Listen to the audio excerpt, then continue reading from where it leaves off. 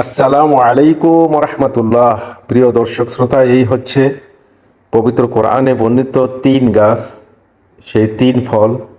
আল্লাহ সুবহানাহু ওয়া তাআলা বলেছিলেন ওয়াত্তিনি ওয়াজ্জাইতুন, কসম সেই তিন এবং জৈতুনের। এই সেই তিন ফল। আমাদের দেশে যেটাকে ডুমুর বলা হয়, আসলে আমাদের দেশে ডুমুরগুলা এরকম না, একটু ব্যতিক্রম, ছোট ছোট, কিন্তু খাওয়া যায় না। কিন্তু এইখানের আরব দেশের তিনগুলা, সুবহান আল্লাহ, সত্যি যে কি অসাধারণ।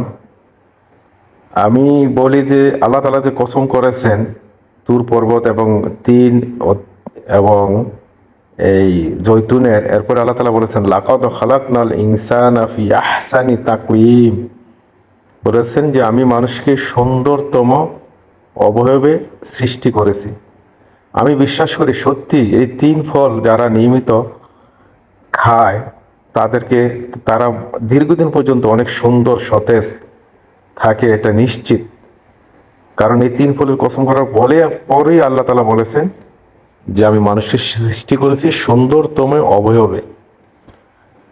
আলহামদুলিল্লাহ, আসলে এটা বাস্তব। আমি দেখেছি এখানে আরব দেশে অনেক মানুষ, বিশেষ করে আমি আমার বসের কথাই বলি, আমার বস এখন 67 বছর, সে এখনো চশমা ছাড়া গাড়ি ড্রাইভ করে।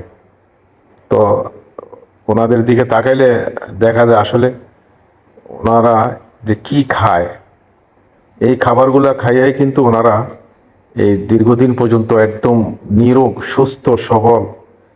মানে আরব দেশের মানুষ 100 বছর পর্যন্ত এরা এরা স্বাভাবিক থাকে।